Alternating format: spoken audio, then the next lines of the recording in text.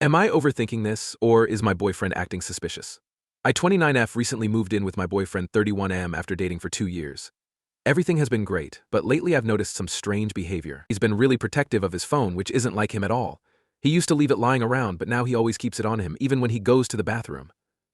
I didn't think much of it until one night he got a text while we were watching TV and he practically jumped off the couch to check it. When I asked who it was, he said it was work, but he looked really flustered. A few days later, I accidentally saw a notification pop up on his phone from someone named Sarah. He quickly dismissed it, and when I asked who she was, he got defensive and said she was just a coworker. But the way he reacted made me suspicious. I don't want to jump to conclusions, but I can't shake the feeling that something's off. Am I being paranoid or should I be concerned? I'm not sure how to bring this up without sounding accusatory. Here's the first comment. I think you should trust your instincts. If he's acting differently and hiding things, it's worth having a conversation. Just approach it calmly and see how he responds. The next person says, it's better to talk about it now rather than letting your suspicions grow.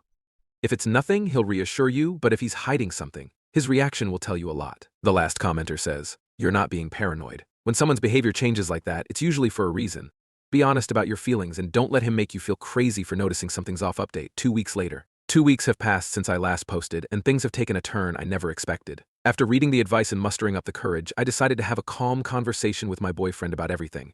I wanted to believe that this could be just a misunderstanding, that maybe I was overthinking things, but the nagging feeling in my gut wouldn't go away. So, one evening after dinner, I sat him down and told him how I'd been feeling.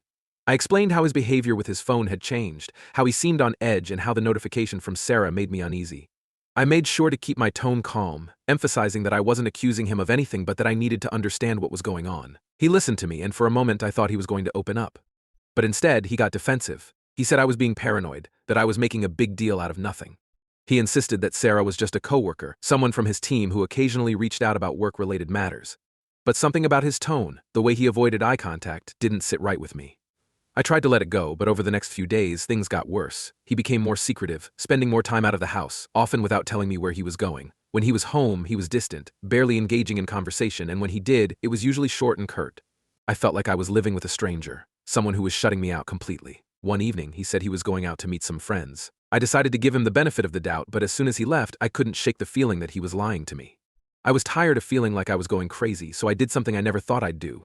I grabbed his laptop, which he rarely used, thinking maybe I could find something that would give me some peace of mind. I know it was an invasion of his privacy, but I was desperate for answers.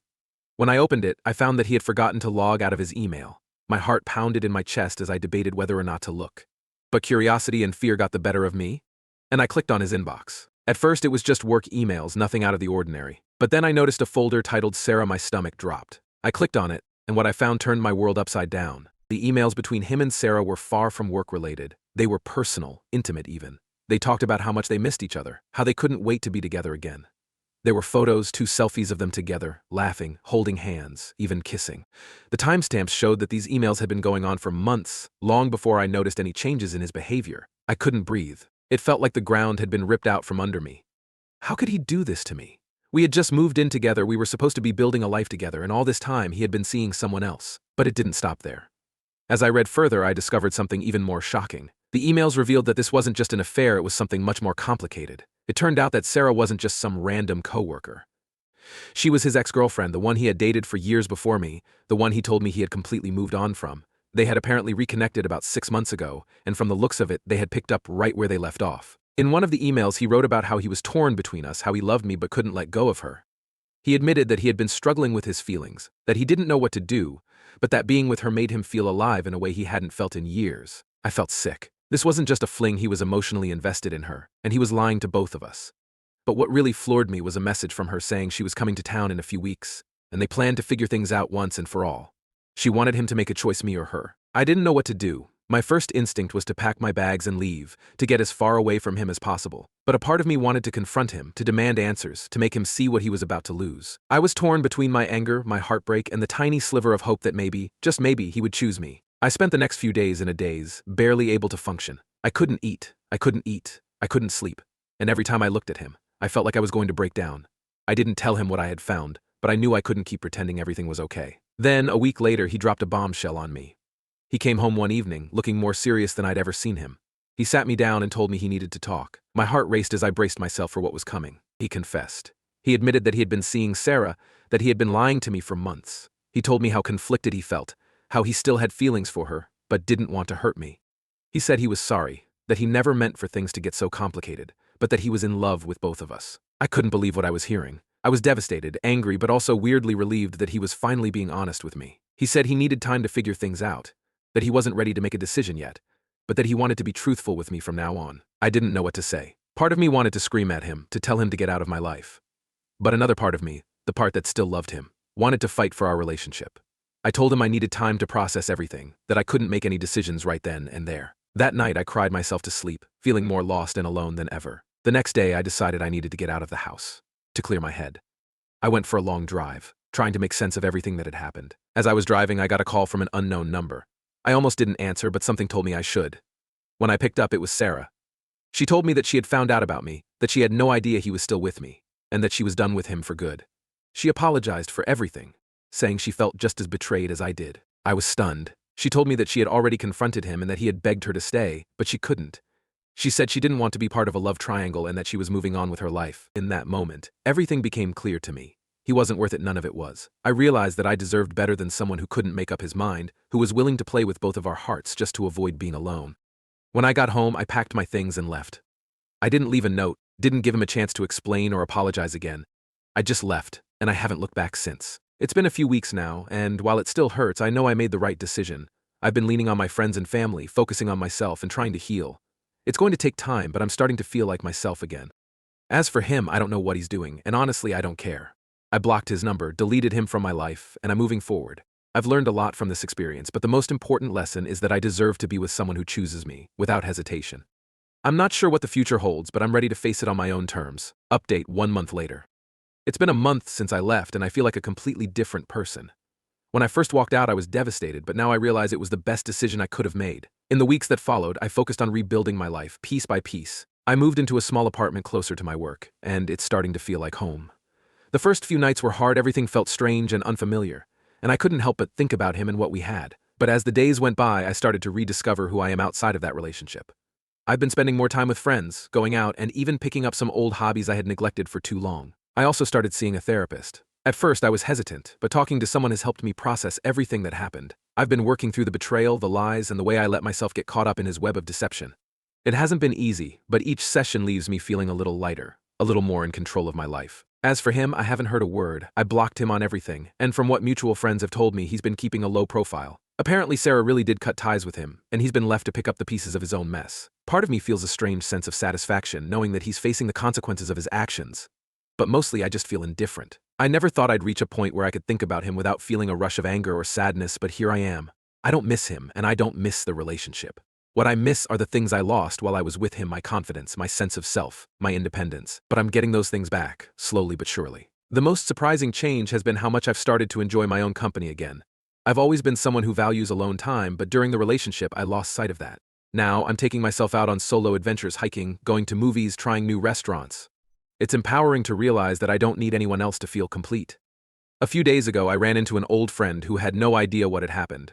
When I told her everything, she was shocked but supportive. She reminded me that I'm stronger than I give myself credit for, and she's right. I've survived something incredibly painful, and I've come out the other side stronger, wiser, and more determined to never settle for less than I deserve. Looking back, I can't believe how much my life has changed in just a month. I'm not fully healed yet, I still have moments where the hurt creeps in, but I'm on the right path. I'm focusing on myself, my goals, and the things that make me happy. I'm starting to see this whole experience as a turning point, a chance to reset and live life on my own terms. I don't know what the future holds, but for the first time in a long time, I'm excited about it. I'm not rushing into anything new, I'm taking my time to figure out what I want, who I want to be, and how I want to be, and how I want to live my life. It's liberating to know that I'm in control of my own destiny. So, that's where I am now on the road to recovery, feeling more like myself every day, and ready to embrace whatever comes next. Update 1 year later. It's hard to believe that a year has passed since I left my ex and started this new chapter of my life. Looking back, it feels like I'm reflecting on someone else's story, a version of myself who was lost, confused, and heartbroken. But now, I can confidently say that I've come out the other side stronger, wiser, and more at peace than I ever thought possible. After my last update, I continued to focus on rebuilding my life. Moving into my own apartment was just the first step. I invested time and energy into making it a place that truly reflects who I am. I filled it with plants, artwork, and memories from my travels. It became my sanctuary, a space where I could heal and grow without the weight of the past hanging over me. The first few months were a roller coaster. There were days when I felt invincible, like I could take on the world, and other days when the loneliness and pain would creep back in, catching me off guard. But I refused to let those moments define me. Instead, I leaned into them, allowing myself to feel everything fully, knowing that each wave of emotion was a step toward healing. One of the most significant changes over the past year has been my relationship with myself. Before, I often measured my worth by my relationships with others, always seeking validation and approval. But after everything that happened, I realized that I needed to find that validation within myself. I started practicing self-compassion, forgiving myself for the mistakes I made and the ways I allowed myself to be treated. Therapy continued to play a crucial role in my recovery. My therapist helped me unpack not just the betrayal I experienced, but also the deeper patterns that led me into that relationship in the first place. We explored my history, my fears, and my beliefs about love and self-worth. It wasn't easy to confront some of the truths about myself, but it was necessary.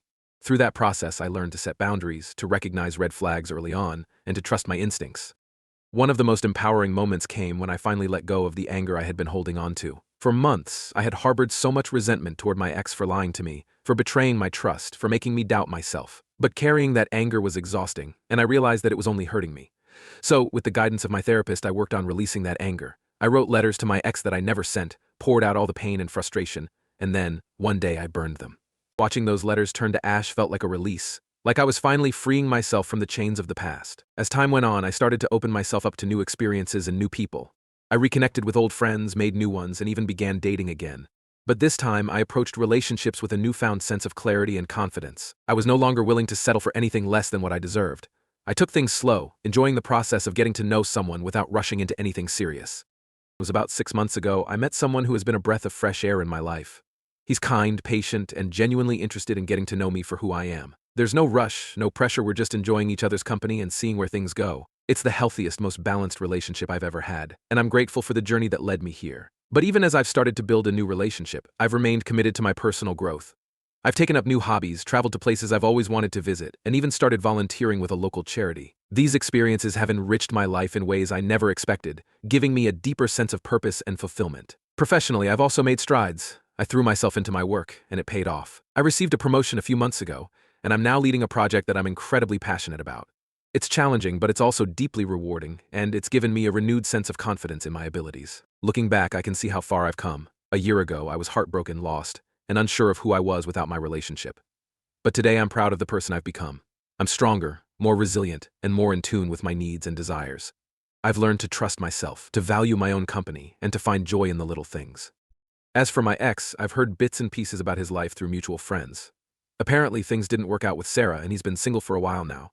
I don't feel any satisfaction in that. It's just another chapter in his story, one that no longer affects me. I've moved on, and I genuinely wish him the best, even if we're no longer a part of each other's lives. This past year has been one of the most transformative of my life. It's been a journey of self-discovery, healing, and growth. I've faced my fears, confronted my past, and emerged stronger for it. I know now that I'm capable of overcoming anything life throws at me, and that's a powerful realization. If there's one thing I've learned through all of this, it's that healing isn't linear. There are ups and downs, setbacks and breakthroughs. But with time, patience, and self-compassion, it's possible to move forward, to rebuild, and to create a life that's even more beautiful than the one you left behind. So here I am, 1 year later, living a life that I'm proud of. I'm happy, I'm content, and I'm excited for the future. I don't know what lies ahead, but I'm ready for whatever comes next. And most importantly, I know that I'm enough just as I am. Here's the first comment. I'm so proud of you for how far you've come. It takes incredible strength to rebuild your life after such a betrayal, and you've done it with grace. Your journey is inspiring, and it's clear that you've found a deeper sense of self-worth and happiness. You deserve all the good things coming your way. Here's another opinion from the comments. It's amazing to see how much you've grown in just a year. Moving on from someone you loved is never easy. But it sounds like you've truly found yourself in the process. I love how you've embraced life and opened yourself up to new experiences and relationships. This update is such a positive reminder that even the darkest times can lead to brighter days. The last commenter says, "This is such a powerful story of resilience and self-discovery. It's so important to recognize that healing isn't a straight path, and you've shown that with every step you've taken. I'm glad you found someone new, but I'm even more impressed by how you've built a life that's full and rich on your own terms. Here's to your continued growth and happiness."